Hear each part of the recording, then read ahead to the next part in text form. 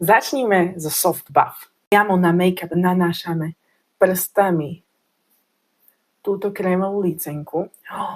Toto je farbička pre tie z vás, ktorí máte radi len také niečo jemnučké a neutrálne. A brutálne to vytiahne krásnu farbu zubov. Passion fruit na ruku. S tým nožom sa môžete hrať.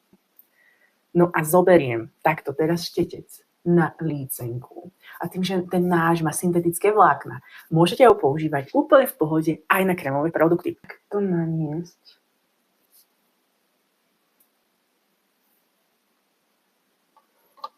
Krásna studená ružová.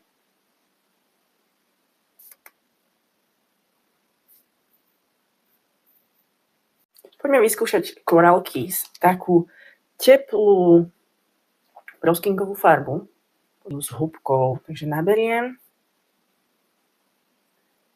a ideme na to. Samozrejme navlhčená húbka. Keď dáte vyššie alebo nižšie, ako by ste chceli, pomôžte si štecom, ktorým ste si nanášali make-up.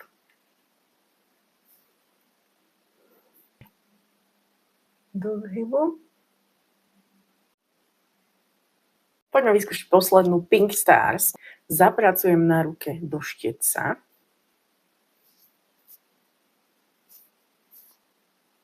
Naberiem.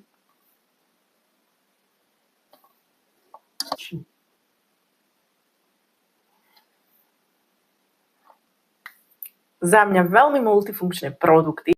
Ľahko sa s nimi pracuje, takže to zvládnu aj laičky.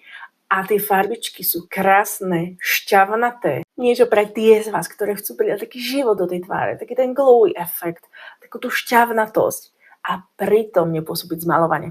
Či už tie teplé, prípadne neutrálne, alebo tie studenšie. Výber je na vás, ja vám samozrejme s výberom rada pomôžem.